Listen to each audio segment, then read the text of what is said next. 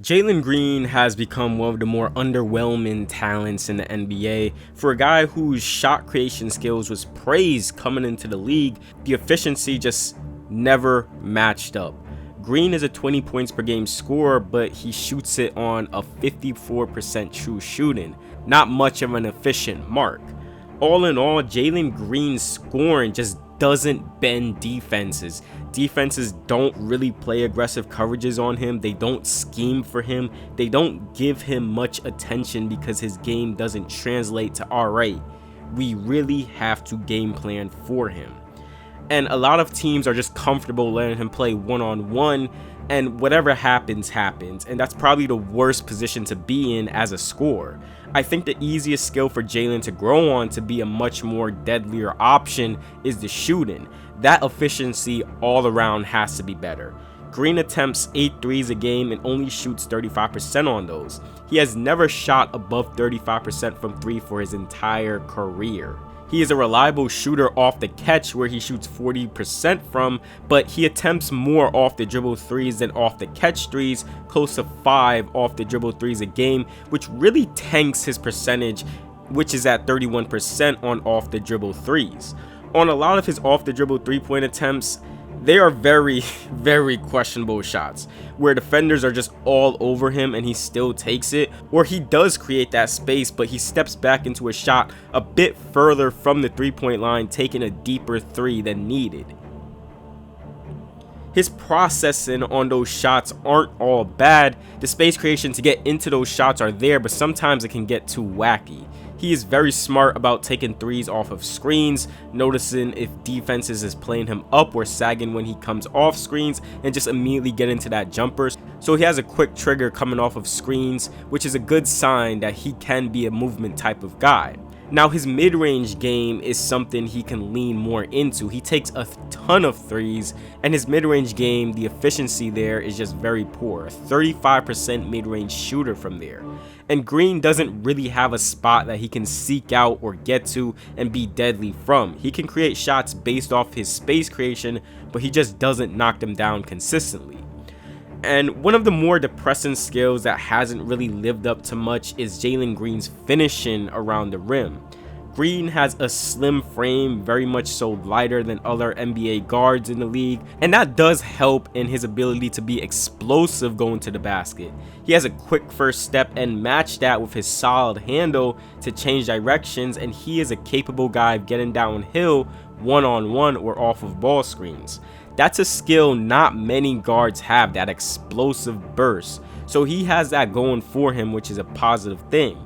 There's times he can get off some acrobatic layups, but one of the bigger problems for Green is his pacing to the basket, his balance and control. He's really only comfortable attacking with that burst. There's not much change of pace to freeze defenders, and in moments where he is coming off the pick and roll, having to snake or put defenders in jail, he doesn't look comfortable in keeping defenders at bay and finding his spots on the floor. When attacking defenders going to the rim, you can see there isn't much physicality in his game either, not initiating contact or absorbing contact well, which often leads to at times awkward rushed finishes where he is drifting away from the basket or the footwork is off, and it leads to some nasty looking attempts instead of trying to be a bit more crafty and physical with defenders.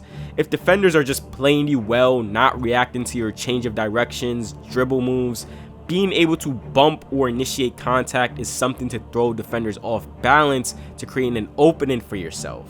And that lack of physicality in his game becomes a problem where if he is met with heavy contact going to the rim, he's not strong enough to stay stable or on balance or keep his dribble alive in these situations, leading him to pick up his dribble early in tough spots. Green has to rely on a lot of finesse in his finishing, and that finesse has not led him to be an efficient scorer at the rim through his career. He does have some high pickup inside hand finishes or scoops, but his finishing package isn't versatile enough to really bend defenses, and at times he can be prone to getting blocked at the rim, taken off way too early going to the basket. Green is an underwhelming playmaker for a guy who is getting high usage with the ball in his hands. The lack of consistent shot creation really hurts his playmaking, as mentioned earlier.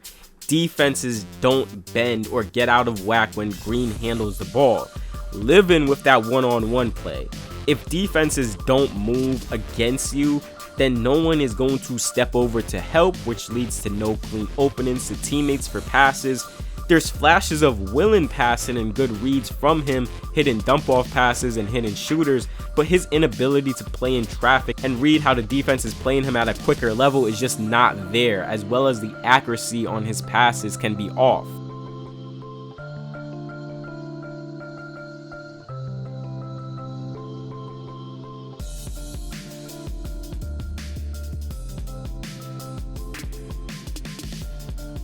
And he can make the extra pass or play in 2-on-1 situations. He just doesn't see the next play after the initial play.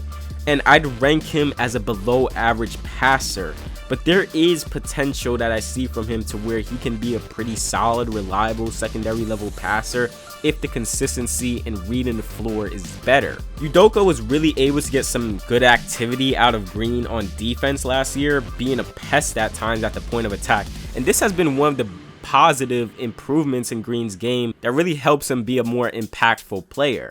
And he's a guy on the defensive end who can really get into you. He moves his feet well, the discipline is better, and he keeps the ball in front. He reacts well to change of direction moves, cutting off driving angles, active with his arms up. There's definitely upside to the defensive end with Green, but the only thing is he isn't too sharp with his off-ball defense. There's moments where he can be active in the passing lanes and generating steals, but he tends to fall asleep and lose track of where and when he needs to rotate off-ball.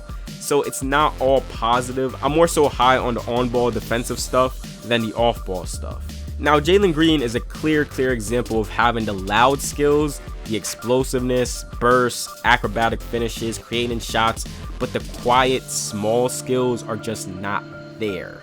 The pacing, seeing the play after the play, the at times loose handle, the shot selection, picking the ball up early when he's met with heavy traffic. These lack of skills limit him as a #1 scoring option. The efficiency overall has to be better, but there is potential to where he can be a really good scorer if he cleans up the small skills in his game and improve more of his all-around shooting efficiency. That'll wrap it up for this video. What are your thoughts on Jalen Green and his development? He's a Phoenix Sun, but we don't know if he's going to be moved anytime soon or where he's going to land. So, have you gave up on Jalen Green? Are you still there with him? Let me know in the comment section below. If you enjoyed the video, please do give it a like and subscribe to the channel for more NBA breakdowns like these. With all that being said, y'all, I will see you all in the next video.